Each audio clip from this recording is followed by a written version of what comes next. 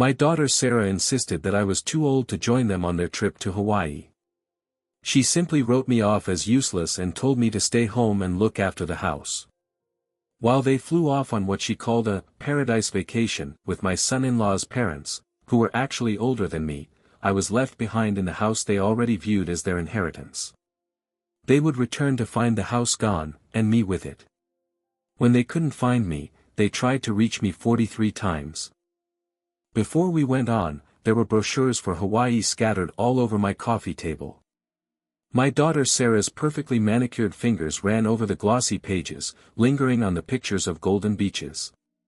Her husband, Mark, was looking over her shoulder and nodding in agreement. His parents, Bob and Linda Johnson, were already settled on my couch, discussing the trip schedule and the resort's amenities as if the vacation was their birthright. Sarah announced that the Maui resort seemed absolutely perfect. It had 4 bedrooms, an ocean view, and its own private beach access. I tried to reach for a brochure to look at it myself, and asked when we would be going. Sarah's hand gently but firmly pushed my arm away. I was told I was too old for adventures like that. The words hit me hard, and I couldn't believe what I was hearing. She casually continued that it would be better for me to stay home and watch the house. She mentioned that they were bringing Mark's parents instead because it was their dream trip. From the couch, Bob chuckled and said that he had been saving for this trip for years. His wife, Linda, added that she couldn't wait to see the sunsets and that the kids would love snorkeling, already speaking as if it was a done deal. I just stared at them.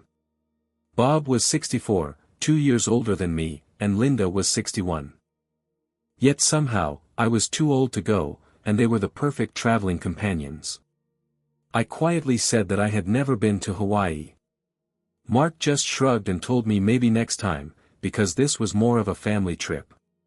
The word family stung me. I watched them continue to plan the trip around me, as if I wasn't even there. Sarah pulled out her phone to show Linda the restaurants they had researched. Mark grabbed another brochure and began pointing out the different activities. They moved with a casual confidence, like people who had made all the decisions without even thinking of the man who owned the house they lived in and who had been supporting them for 5 years. Sarah told me that their flight would leave on Thursday morning and they would be gone for 10 days. She said I would have the place all to myself and to think of it as my own little vacation. I wondered what I was supposed to be taking a vacation from, providing free housing, cooking dinners they barely acknowledged, or listening to Mark complain about his credit score while using my electricity to charge his gaming systems. I slowly stood up, my knees protesting, reminding me of my 62 years, the age Sarah seemed so worried about. I told them I should probably get some things in order for my house-sitting duties. Sarah finally looked at me, beaming with a smile that used to melt my heart when she was a little girl asking for bedtime stories.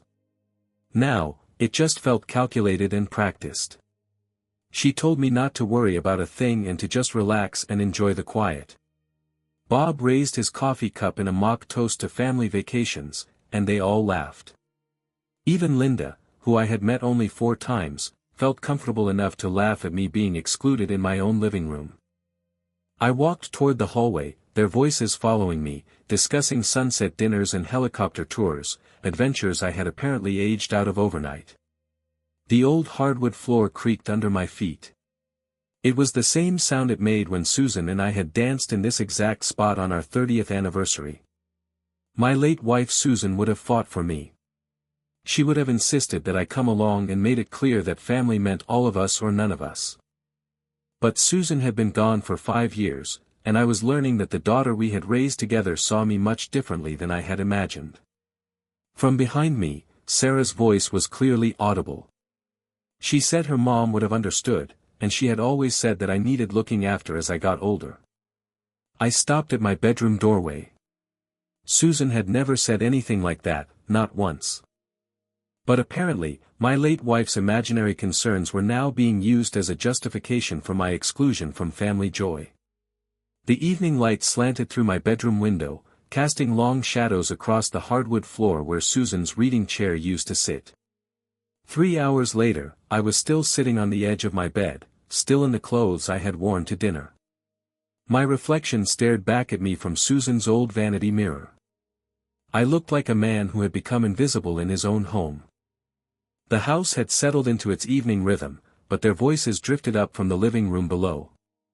At first, their laughter seemed distant and muffled by the old walls and heating vents. I had planned to just ignore them and read one of the mystery novels that Susan had loved. Then Mark's voice cut through the ambient noise, clearer than it should have been. He said he wondered if I had really bought that whole, too old, nonsense. My book fell to the floor and I froze. Every muscle in my body tensed up. Sarah's reply floated up through the heating vent near my feet, saying that I had always been gullible. She reminded Mark of the time they had told me they would pay me back for the roof repairs. Their casual, dismissive, and cruel laughter followed. I carefully moved toward the vent, my old teacher instincts kicking in. 30 years of classroom management had taught me when to listen and when to act. This was definitely a moment for listening. The timing worked out perfectly as Bob's voice joined in. He mentioned that right after they returned from Hawaii, they were going to put me in a nursing home that they had already researched. My breath caught in my throat. Ah, a nursing home. Linda added that Sunset Manor had an opening next month and that they said they could get the paperwork expedited if they paid the deposit up front. When Mark asked how much the deposit was, Bob replied that it was $3,000, but that it was worth it to get me settled quickly. He added that once I was there, the house would become theirs anyway, since it was their inheritance. The floor seemed to tilt beneath my feet. I gripped the windowsill, my knuckles turning white against the painted wood. Sarah's voice continued, animated now, saying that she had already contacted their real estate agent, Mike Allen, who thought they could get at least $800,000 for the house, maybe more. When Mark asked if they would be splitting the money 4 ways, she said, obviously. She told Bob and Linda that they had earned their share for having to deal with my complaints over the last few years. Linda laughed and agreed that I had become rather demanding, always asking about their plans and wanting to be included in everything. Sarah agreed that the entitlement was unreal, and mentioned that she kept having to remind me that I was 62 and that my active years were behind me. I sank onto the bed, my legs suddenly unreliable. I had housed them for 5 years, covering grocery bills, utility payments, repairs, and maintenance, while Mark looked for work and Sarah figured out her next career move. They had eaten my food, used my car, and borrowed my tools without ever once offering genuine gratitude. Mark's voice grew louder and more excited. He said that the best part was that I would never see it coming, because they had me convinced that they were just concerned about my well-being. Sarah said that I had always been too trusting and mentioned that her mom used to say that she never worried about me being a burden. Bob interrupted her, surprising me, and said that Susan adored me. Sarah's voice turned sharp as she pointed out that her mom wasn't here to object now, was she? She frankly stated that this was what was best for everyone, since I would get professional care, and they would get financial security. Professional care. They made it sound like a medical necessity instead of convenient disposal. The conversation continued, but I had heard enough. I slowly stood up, walked to my dresser, and opened the bottom drawer where I kept Susan's jewelry box. Inside, beneath her wedding ring, lay the deed to this house, the house I had bought with my teaching salary, the house where Susan and I had planned to grow old together. My reflection stared back from the vanity mirror, but something had changed in those few minutes of eavesdropping. The man looking back at me no longer seemed invisible. I closed the jewelry box quietly and returned to sit on the bed's edge, listening to their voices fade as they moved to another part of the house. Sleep became impossible. Every time I closed my eyes, I could hear Mark's desperate voice from 5 years ago, competing with tonight's casual cruelty. February 2020. The call had come in at 11:30 on a Tuesday night. I remembered the exact time because I had been grading algebra tests with my red pen in hand when my phone buzzed. It was Mark's voice, raw and broken. He told me he needed help, that he had lost everything. His story tumbled out between sobs, talking about online poker, cryptocurrency investments that had promised guaranteed returns, and sports betting apps that had seemed like easy money. He had run up $47,000 in credit card debt. The house was in foreclosure. I could hear Sarah crying in the background. She was pregnant with their second child. He whispered that it was supposed to be Bitcoin, and everyone had told him it couldn't fail. He had put their savings and the home equity loan into it right before the crash. I listened, my teacher's heart breaking for this young man who had somehow become family. Susan had only been gone for a few months, and the house felt too empty and too quiet. Sarah was my daughter. These were my grandchildren. Mark had continued, saying they had nowhere to go, and that Sarah's parents were not an option. He had met Susan's sister, who had made it clear that she disapproved of him from the day of the wedding, but Susan wasn't there anymore to mediate family tensions.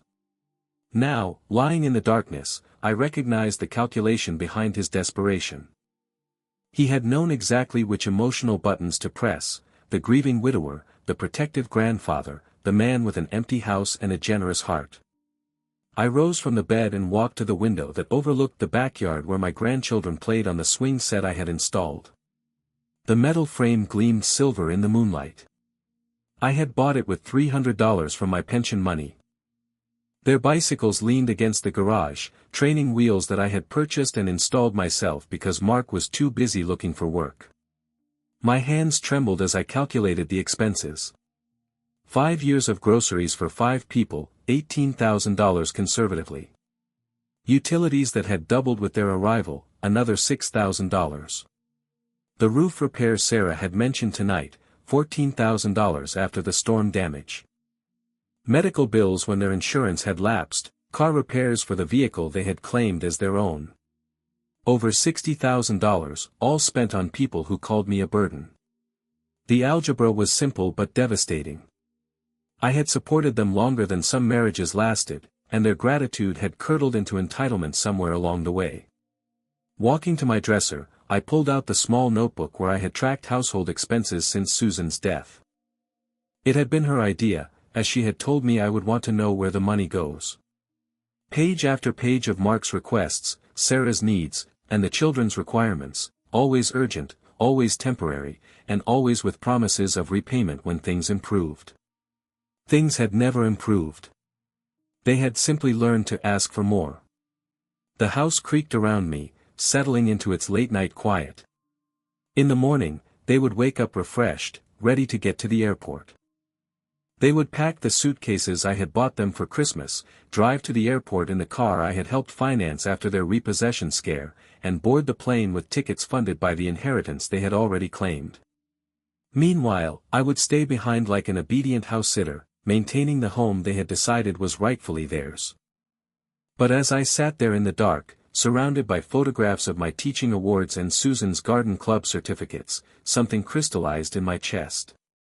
They had made a fundamental miscalculation. They had confused kindness with weakness and generosity with stupidity. 40 years of teaching had required strategy, patience, and the ability to stay 3 steps ahead of students who thought they could outsmart the system. Some lessons were learned through guidance. Others required consequence. I closed the expense notebook and placed it back in the drawer, my movements deliberate and quiet. Tomorrow morning would bring new possibilities. Dawn filtered through the kitchen blinds as I entered the room and found the family already buzzing with travel energy. Sarah stood at the counter, organizing boarding passes and travel documents into neat piles. Mark was hunched over his phone, presumably checking flight status, while Bob and Linda compared sunscreen brands like military strategists planning invasion routes. Sarah called out cheerfully, "Morning, Dad." She didn't even look up from her paperwork fortress. She said the coffee was fresh if I wanted some. I poured myself a cup, studying their animated faces with a fresh perspective. Yesterday, I would have seen excited family members preparing for an adventure. Today, I observed co-conspirators celebrating their successful manipulation. Mark announced that the flight left at 10:15 and that they should leave for the airport by 8:30 to beat the traffic. He asked Sarah if she remembered to pack the camera charger. She replied that it was already in the carry-on, along with backup batteries. Their efficiency impressed me. They had the same organizational skills they had never applied to finding employment or contributing to household expenses. Apparently, planning luxury vacations required different talents than securing basic income. I asked them what special things they needed me to do while house-sitting. I settled into my usual chair at the breakfast table. Sarah finally glanced up, her expression patronizing. She told me to just do the usual, like watering the plants, checking the mail, and having our neighbor Jane from next door look in on me. Jane Thompson was my 70-year-old neighbor who had known Susan and me for 15 years. Sarah suggested she look in on me as if I were an invalid who required supervision. I replied mildly that I was perfectly capable of managing alone. Mark snorted and told me, "Right, Pops." He told me to just not try to fix anything that broke and to call a professional. The irony of his words struck me forcefully. Mark, who had lost his house to gambling debts, was advising me about responsible home maintenance. I sipped my coffee and nodded in agreement. I told him that of course I wouldn't want to cause any problems. My compliance seemed to satisfy them. Bob folded a tourist map of Maui, tucking it into his shirt pocket. He said it was 2 weeks of paradise and that they had earned it. They had earned it through 5 years of free housing, meals, and financial support they had never acknowledged, let alone reciprocated. I assured them that the time would pass quickly for me, and that I might catch up on some reading and organize a few things around the house. Sarah's eyes brightened. She said that would be perfect and that I could start with the garage, since it had gotten so cluttered. The garage was cluttered with their belongings, naturally. Items they had stored there when they moved in and then forgotten as my garage became their personal warehouse. Linda began transferring items from the counter into her purse. Boarding passes, identification, and travel insurance documents. She said that the resort had confirmed their suite upgrade to an ocean view suite with a private lanai and concierge service. "It sounds wonderful," I said, calculating the cost of such accommodations. It was easily $4,000 for 2 weeks. This was money they had never possessed, but now they commanded it. Mark's phone chimed with the message that their Uber was 5 minutes away. The announcement triggered sudden movement. Suitcases appeared. Last-minute items were grabbed. General chaos replaced their earlier organization. I stood back, observing their departure preparations with detached interest. Sarah asked me if I was sure I was okay staying alone. The question sounded more like polite formality than genuine concern. I told her I would absolutely enjoy the quiet. She briefly kissed my cheek, a gesture that once would have warmed my heart. Now it felt like a calculated performance for an audience of relatives who expected a daughter's affection. Car doors slammed outside. Mark loaded the luggage while the others gathered their final belongings. Within 10 minutes, my house would return to the silence I had supposedly requested. Bob called out, "Take care of yourself," as he wheeled his suitcase toward the door. I replied, "Drive safely," and I meant it despite everything. The front door closed with a decisive finality, and the engine sounds faded down the street. Suddenly, I was standing alone in my kitchen, surrounded by abandoned coffee cups and scattered travel brochures. For the first time in 5 years, the house belonged entirely to me again. I walked to my kitchen window and watched their car disappear around the corner, carrying my ungrateful family toward their stolen paradise. I had 2 weeks, 14 days, to consider my options, evaluate my resources, and perhaps demonstrate that the burden they had dismissed possessed capabilities they had never suspected. I finished my coffee slowly, methodically planning my next move. I ended up offering them a ride to the airport after Mark struggled with Sarah's oversized suitcase. He told me that their Uber had just cancelled because of traffic on the highway. I said that was perfect, and I offered them one final performance as their helpful chauffeur. The drive to Orlando International took 45 minutes through typical Friday morning congestion. I listened to their excited chatter about snorkeling excursions and sunset dinners, marveling at how easily they discussed luxury activities funded by my lifetime of savings.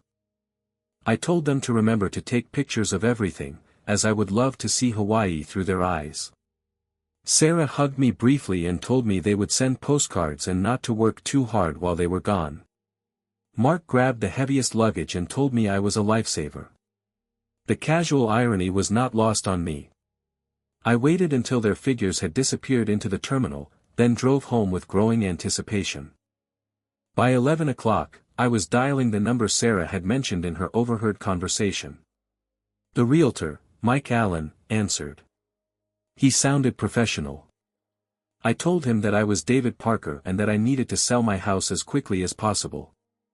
After a brief pause, he asked how quickly I was talking. I told him a maximum of 2 weeks and that I was willing to price it aggressively for a fast sale. He said that was ambitious and asked what was driving the urgency. I was prepared for this question. I told him that personal circumstances required immediate liquidity and that I understood that speed came at a cost. He asked where the property was located. I told him it was in the Windermere area, a single-family home with 4 bedrooms and 2.5 baths, with no mortgage and a clear title. His tone shifted and became more interested. He said that having no mortgage was excellent for a quick sale and asked about the approximate square footage. I told him it was 2,800 square feet, with an updated kitchen, a new roof from 5 years ago, and that it was in an established neighborhood. Mr. Allen told me that he could be there in an hour if I was available. He said that the timeline was aggressive, but with the right pricing and a cash buyer, it wasn't impossible. In 60 minutes, I would take the first concrete step toward demonstrating exactly how burdensome this old man could be when he was properly motivated. I told him I would be waiting. After ending the call, I walked through my house with new eyes. These rooms had witnessed Susan's laughter, Sarah's childhood milestones, and family celebrations that had felt authentic back when I believed family meant mutual loyalty and support. Now they represented something different. They were assets to be liquidated, equity to be liberated, resources for restructuring the power dynamics that had governed my life for 5 years. From Susan's jewelry box, I took out the house deed, along with the property tax records and homeowner's insurance documents. I knew Mike would need all these things to confirm my ownership and figure out the market value of the place. Exactly an hour later, the doorbell rang. When I opened it, Mike Allen was there, looking younger than I had imagined, maybe around 45. He was wearing a navy blazer even in the Florida heat. He had a tablet and a measuring tape in his hands, ready to get straight to work. He shook my hand and said he was glad I had called. I invited him in, telling him I would show him everything. As he walked into the foyer, I could see his mind was already at work, calculating.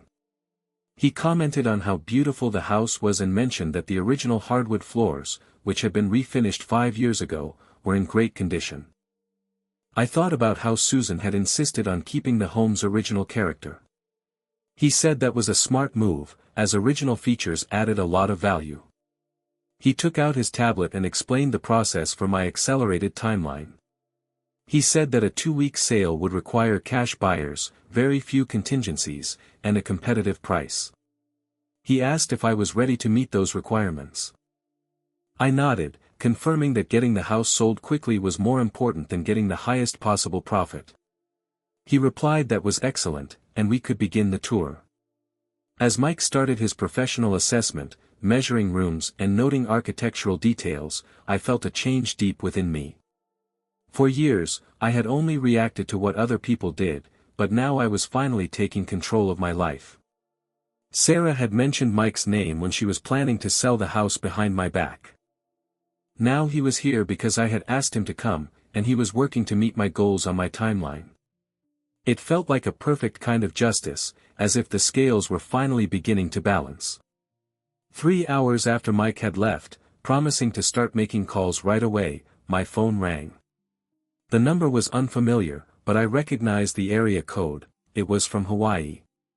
I could hear my daughter Sarah's voice on the other end, full of bright, tropical excitement. She said they had arrived safely and that the resort was incredible. I sat down in my kitchen chair, looking at Mike's business card next to the folder of property documents on the counter. I told her I was so happy they had made it there and asked about their flight. She replied that it was a long flight, but it was worth it, and told me I should see the place. It had a private beach, an infinity pool, and a spa, along with everything else. She said Mark had already booked a helicopter tour for them for tomorrow. I told her that sounded amazing while I traced the edge of Mike's business card with my finger. I said I hoped they would take a lot of pictures. She said they would and that the concierge had recommended an incredible 5-star restaurant for them to go to for dinner that night. She added that I would probably think it was too fancy, but they were excited to try it. I thought to myself that it was naturally too fancy for me. I told her I was sure they would have a wonderful time. Her tone changed slightly, sounding more maternal. She asked how I was managing on my own and if I was cooking elaborate meals, reminding me to keep things simple. My eyes scanned the real estate documents on the table, and I assured her I was taking very good care of everything, and was actually quite busy. She told me that was good and to not overexert myself. She mentioned that they had worried about leaving me alone, but Mark reminded her that at my age I needed to learn independence. Hearing the word independence made me smile, considering my morning's activities. Sarah continued, mentioning that they had been discussing something and were preparing a little surprise for me for when they got back, something that would be good for my future. My grip on the phone tightened. I thought about how she didn't want to spoil it, but she said they had found a way to help me move into my golden years more comfortably, with professional care and social activities with people my own age. I could hear the phrase, professional care, and I knew it was the euphemism they had used when planning to get rid of me. I somehow managed to keep my voice steady, telling her how thoughtful that was of her. I also said that it was interesting timing because I was preparing a surprise for them, too. She laughed and asked what kind of surprise I could possibly be planning. I smiled slightly and replied that if I told her, it wouldn't be a surprise. I hinted that I had been taking care of some important business while they were away, something that would change everything for all of us. She seemed confused, wondering what business a retired man could be doing. She then caught herself and said that it was a sweet thought, but I shouldn't wear myself out with my little project. I thought to myself that if only she knew what my little project was.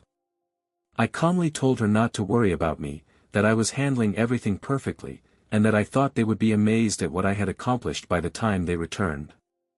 She said to just be careful, and that they would call again in a few days to check on me. I told her I would be here, but I knew that the definition of here might be completely different by the time they got back. After hanging up, I sat quietly in my kitchen, surrounded by the afternoon silence and the burden of our mutual deception. Sarah was getting ready to put me in a nursing home, sure that I would never find out. I, meanwhile, was preparing to get rid of the house they believed was their inheritance, confident that they would never expect such a move from their so-called burden. Both of us were planning surprises, both of us sure that we had the strategic advantage. But only one of us was actually in control. I picked up Mike's business card and smiled. The real work would begin tomorrow. On Sunday morning at exactly 9 o'clock, Mike called me, bringing with him the first potential buyer. John Clark was there representing a commercial investment group that was looking for rental properties in well-established neighborhoods. Before Clark arrived, Mike warned me that the timeline was very ambitious because most buyers needed weeks to arrange financing. He said that this man dealt in cash transactions, but that he would expect a significant price reduction. I thought to myself that a cash transaction was perfect for my condensed timeline. John arrived in a silver BMW, wearing expensive casual clothes and carrying a leather portfolio. He looked to be in his mid-50s and had a confident handshake, the kind that suggested a history of buying properties. He looked at my front yard with calculating eyes and commented that it was a beautiful neighborhood, and that the house had good bones. He asked me to walk him through its key selling points. I led him through the house room by room, pointing out the refinished hardwood floors, the updated kitchen, and the new roof. Each feature I described felt like I was betraying Susan's memory, but I continued with professional determination.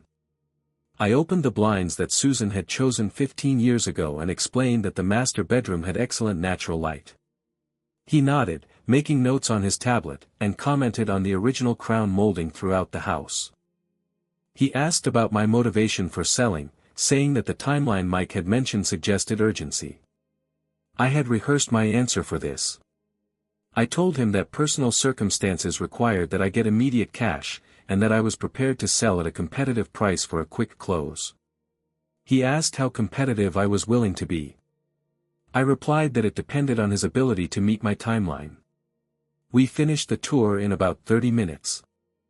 John looked at everything with a kind of investor detachment, calculating the rental potential, renovation costs, and long-term value appreciation. His interest seemed genuine, and his questions were practical instead of emotional. He shook my hand in the foyer and told me that the property had excellent fundamentals. He said he would go over the numbers with his partners and I would hear from him by tomorrow afternoon. After he left, I felt cautiously optimistic. A cash buyer, a professional approach, and realistic timeline expectations. I thought maybe my plan would go smoothly after all. My optimism was shattered on Monday afternoon. John called and told me he was sorry, but after a thorough analysis, the numbers just didn't work for his company's investment parameters at the current asking price. My stomach dropped. I asked what price would work for their parameters. He replied that it was about $60,000 less than what I was asking. I thought about how $60,000 was nearly equal to everything I had invested in Sarah's family over the last 5 years. I managed to tell him that was a substantial difference. He said he understood and that I should take some time to consider it, adding that his offer would stand for the next 48 hours.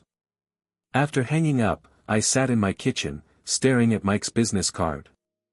I wondered if I was really willing to lose $60,000 just for revenge. Was proving my independence worth such a financial sacrifice? For a moment, doubt crept in. Sarah was still my daughter. Mark, despite his flaws, was the father of my grandchildren. Maybe I was overreacting to hurt feelings and wounded pride. But then I remembered their laughter during the conversation I had overheard. The casual cruelty of them planning my disposal while living in my house, eating my food, and spending my money. I remembered the nursing home deposit they had already arranged and the real estate agent they had already contacted. They had made their choice 5 years ago, deciding that I was a resource to be exploited rather than a family member to be cherished. Now, they would face the consequences of that choice.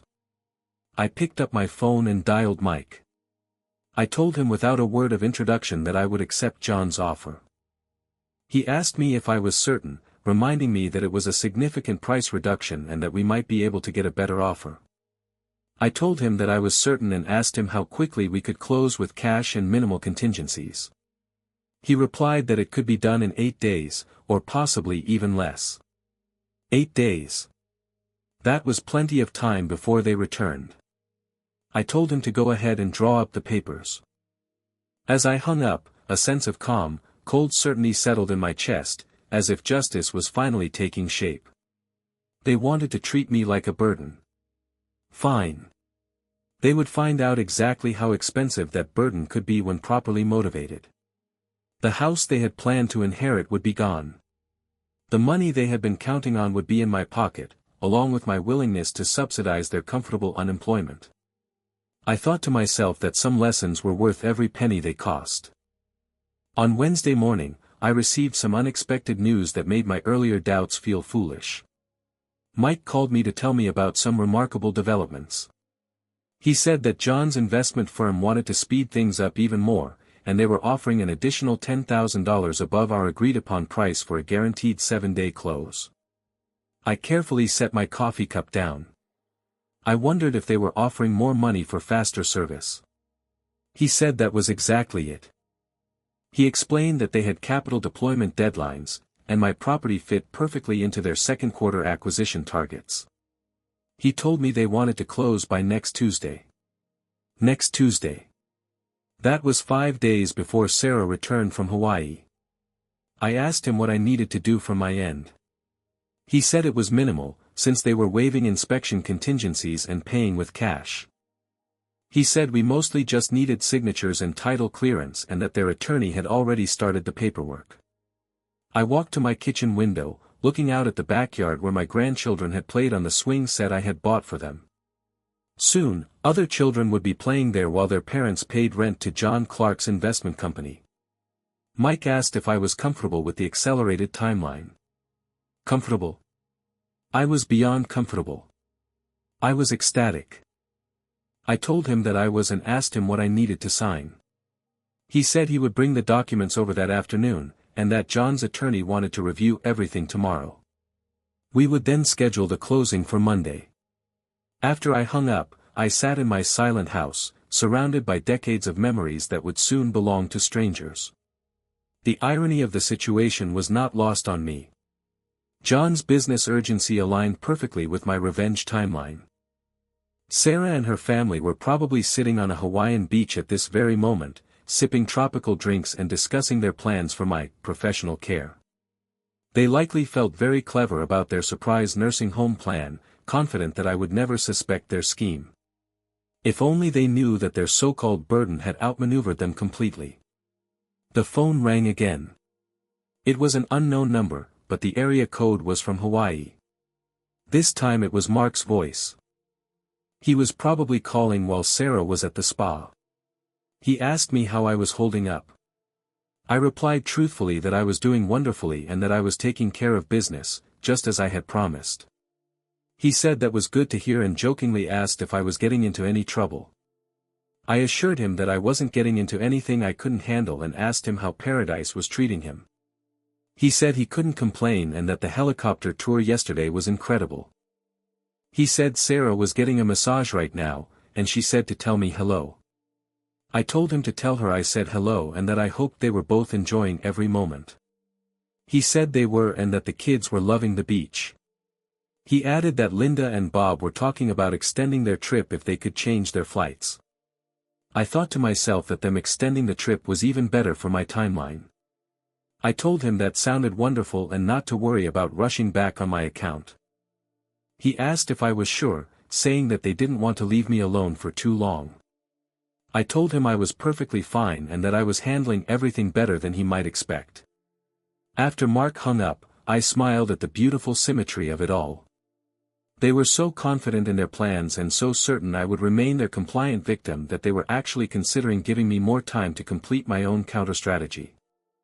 By the time they returned to Florida, whether it was in 10 days or 14, they would discover that their inheritance had vanished, and their house-sitter had become something far more formidable than the burden they had dismissed.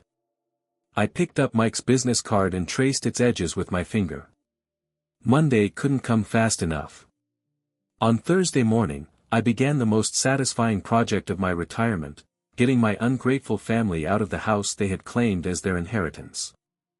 Working methodically, I started in Sarah's bedroom. 5 years' worth of belongings covered every surface.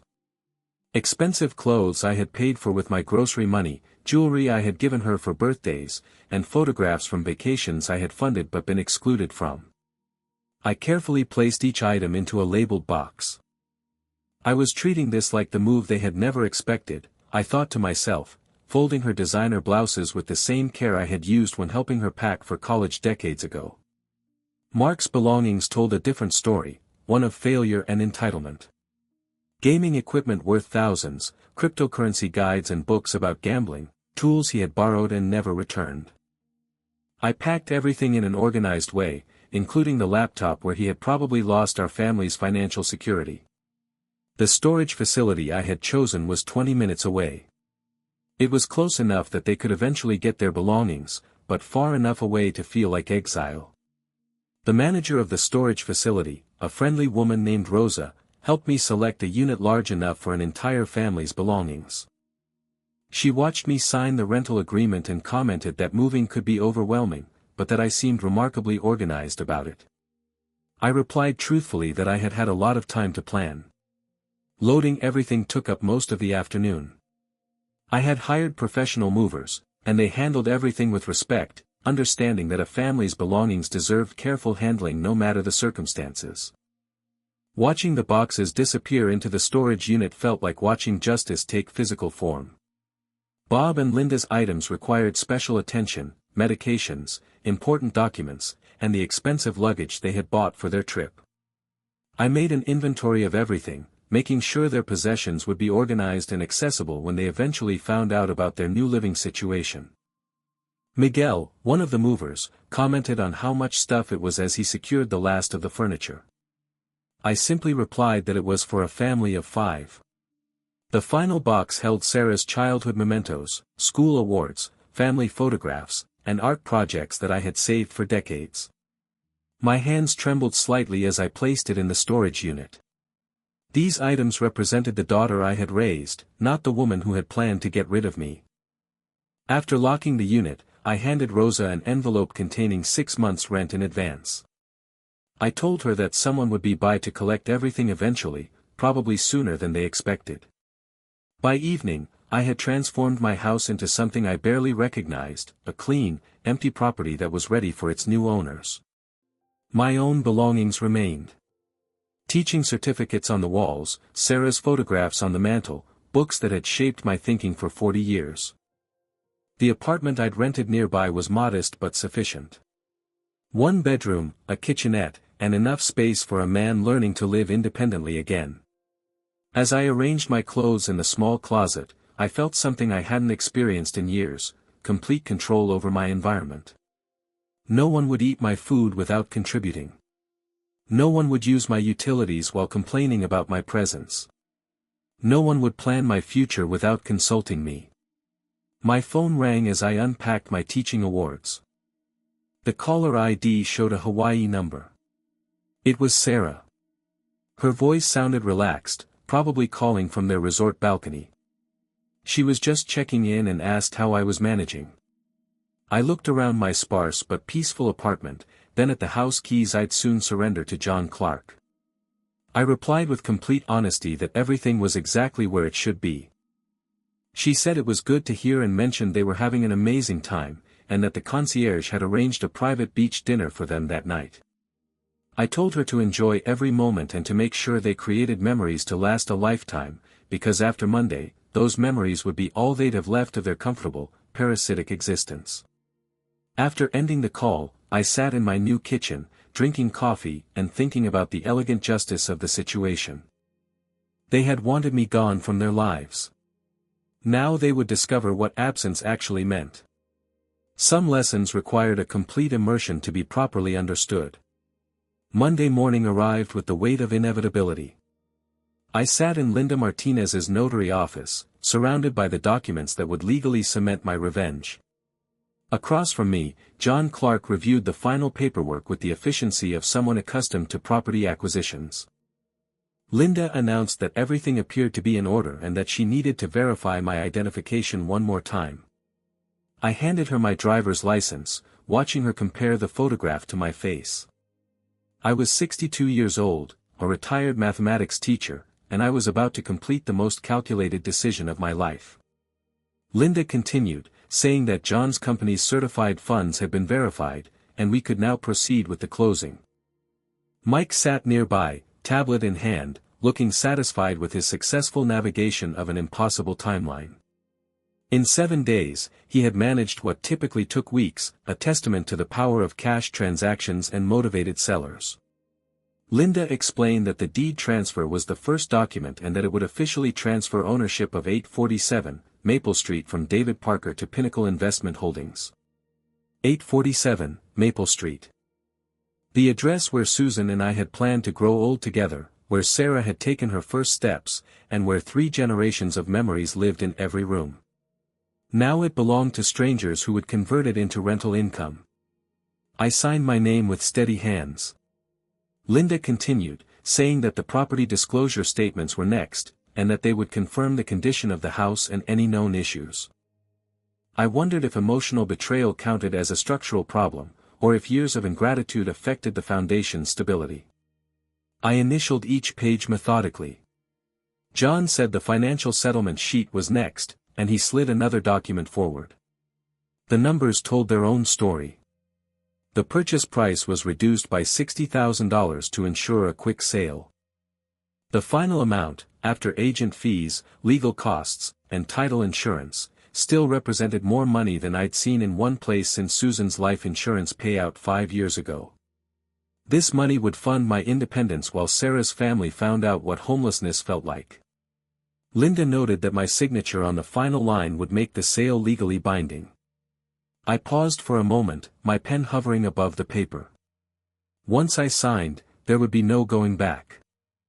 Sarah and Mark would return from Hawaii to find that their assumed inheritance had vanished into corporate ownership, and their comfortable, parasitic lifestyle would end permanently. The pen touched the paper. My signature flowed across the line in the same careful script I'd used to grade papers for 40 years. John extended his hand and congratulated me, saying that Pinnacle Investment was pleased to add the property to their portfolio. We shook hands. The retired teacher and the investment executive completed a transaction that would devastate 4 people currently sipping tropical drinks in paradise. Mike noted that his commission payment was next, and he accepted his check from John. He thanked both of us for making it possible. Linda gathered the signed documents, applying her notarial seal to each page. She said this concluded the closing. She told me I had 30 minutes to collect any remaining personal items, and then possession would transfer to Pinnacle Investment. I had 30 minutes to say goodbye to the house where I'd been happy, where I'd been taken advantage of, and where I had finally discovered the difference between family and parasites. I drove to 847 Maple Street one final time with the keys I'd have to surrender in 20 minutes. As I walked through the empty rooms, I felt something I hadn't experienced since Susan's death: complete closure. The living room where Sarah had announced my exclusion from their Hawaii trip. The kitchen where I had overheard their nursing home plans. The bedroom where I had processed their betrayal and chosen justice over being a victim. Each room now belonged to John Clark's company, who would rent them to tenants who would actually pay for the privilege of living there. I collected Sarah's photo from the mantel and my teaching certificates from the walls. Everything else, the furniture, appliances, and fixtures, belonged to the new owners per our agreement. Standing in the foyer, where I had welcomed Sarah's family 5 years ago, I felt the full weight of the transformation. The generous widower who had offered them sanctuary had evolved into something far more strategic.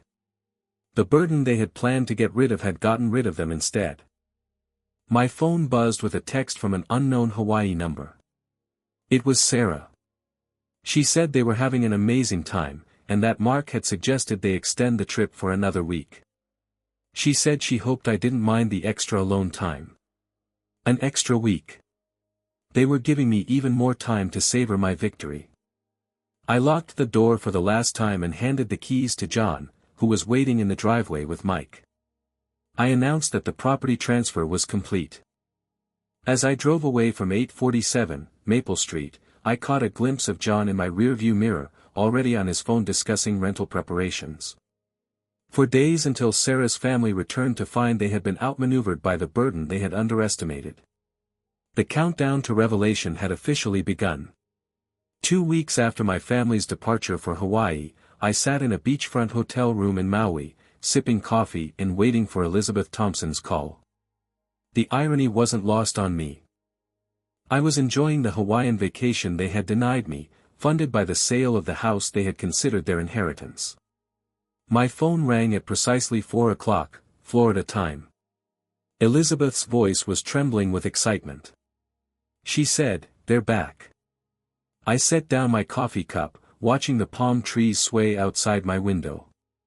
I asked her how they had taken the news. She replied that I should have seen the look on Sarah's face when she realized strangers were living in her house. She said Sarah kept insisting that it was a mistake and that they belonged there.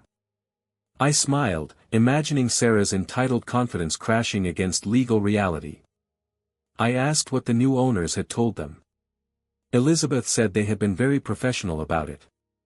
They had shown them the deed and explained that they had purchased the property legally. She said that Sarah had actually tried to push past them and into the house. The mental image of my daughter's desperate attempt to reclaim what was never hers filled me with satisfaction. She said that Mark, furious, started yelling about lawyers and lawsuits until the new owners threatened to call the police. Margaret was crying, and Bob kept asking where I had gone. I asked Elizabeth if she had given them the storage facility information. She said she had, just like I had instructed, and she had handed Sarah the address and told them their belongings were safe. She said Sarah had crumpled the paper in her fist and demanded to know where I was. I leaned back in my hotel chair, watching a cruise ship drift across the horizon. I asked her what she had told them. She replied that she had told them exactly what I had said to say, that I had left town after selling the house, and they could contact me directly if they needed to discuss anything. I asked her if they had tried calling. She said, constantly. Sarah's been ringing your number every 10 minutes for the past hour. Mark had left some rather colorful voicemails. I glanced at my phone, noting 43 missed calls and counting. I told her that I imagined they were quite motivated to reach me now. She asked me if I was really in Hawaii. The Grand Wailea Resort? I paused, letting it sink in, and said that I was, at the same place they had planned to stay without me. Elizabeth, you've been incredibly helpful, I said. I hope you understand why this was necessary. She replied that after watching them treat me like their personal ATM for 5 years, she was honestly impressed. She said that Susan would be proud of how I had stood up for myself. I agreed, thinking that Susan would indeed appreciate the mathematical precision of my revenge. Equal and opposite reactions to years of exploitation. I asked her what they were doing now. She said that the last she saw, they were loading suitcases into a taxi, and she assumed they were heading to a hotel since they had nowhere else to go. She added that Sarah looked absolutely devastated. Devastated. The same word I'd have used to describe my feelings when I had overheard their nursing home plans. Justice had a beautiful symmetry to it. I asked Elizabeth that if they asked her to call me again, to please tell them I was enjoying my vacation and would contact them when I was ready. She asked how long I would keep them waiting. I replied, long enough for them to truly understand what it feels like to be discarded by family. After hanging up, I walked onto my hotel balcony, breathing in the tropical air my family had assumed I was too old to appreciate. Below, tourists enjoyed the beach they had thought I couldn't handle. The helicopter tours Mark had mentioned buzzed overhead, carrying passengers on adventures I had supposedly outgrown. My phone buzzed with another call from Sarah. I let it ring, and then another from Mark. I ignored a text from Margaret. The message read, "Dad, please call us. We need to talk." I deleted it without responding. For 5 years, they had controlled my life through emotional manipulation and financial dependency. They had planned my future without my input, assumed my compliance without my consent, and treated my generosity as their entitlement. Now I controlled the terms of engagement. They could wait until I decided they had learned enough humility to deserve my attention. I ordered room service and settled in to watch the sunset they had tried to deny me, my phone still buzzing with increasingly desperate calls from the family who had finally discovered the true cost of taking someone for granted. Some lessons, I reflected, required a complete powerlessness to fully understand. They were about to become excellent students. 6 hours after Elizabeth's call, I boarded the evening flight from Orlando to Honolulu, using money from the house sale to purchase the first-class seat my family had deemed me too old to occupy. As the Boeing 777 lifted off into the Florida sunset, I settled into leather comfort and examined my phone screen. 43 missed calls, 17 voicemails, and counting. Each notification represented another moment of their desperation, another crack in the entitled confidence they had maintained for 5 years. I scrolled through the call log methodically, Sarah, Mark, Margaret, Bob, Sarah again, Mark again, watching the progression of their panic play out in digital timestamps. The first voicemail, left 20 minutes after Elizabeth's call, carried Sarah's familiar commanding tone. She said, "Dad, I don't know what game you're playing, but this isn't funny. Call me back immediately." By the 10th message, anger had crept into Mark's voice. He said, "This is insane, David. You can't just sell our house without telling us. We're getting lawyers involved." Message 15 revealed Margaret's tears. "Please, David, we don't understand what's happening. Where are you? We need to talk. The final voicemail, recorded just before takeoff, captured Sarah's complete capitulation. Dad, please answer. We'll do anything. Just call us back. We have nowhere to go. Nowhere to go. The exact phrase they had planned for my nursing home conversation. As we climbed toward cruising altitude, I gazed down at the lights of Florida shrinking below. Somewhere in that scattered illumination, my family huddled in a hotel room, frantically calling a number that would remain unanswered until I decided they had learned appropriate humility. The flight attendant appeared with champagne service. She asked if I was celebrating anything special tonight. I replied, Independence Day. About 40 years overdue. 9 hours stretched ahead. 9 hours of the Pacific Ocean between me and their desperate attempts to re-establish control. 9 hours to savor the complete reversal of the power dynamics that had governed my life since Susan's death. I opened my laptop and composed an email I wouldn't send. A letter explaining everything they had done wrong, every moment of casual cruelty, every dismissive comment about my age and capabilities. The writing process felt therapeutic, cathartic, like grading papers on the most important lesson I'd ever taught. But they didn't deserve explanations yet. Explanations came after consequences, after understanding, and after genuine remorse replaced entitled anger. My phone buzzed with call 44. Sarah again. I watched her name illuminate my screen, then fade to black as the call went to voicemail. The cycle of desperation would continue throughout my flight while I enjoyed the meal service they had assumed I was too old to appreciate. Below us, the Pacific stretched endlessly, dark water reflecting starlight like scattered diamonds. We were crossing time zones, leaving their crisis behind with each nautical mile.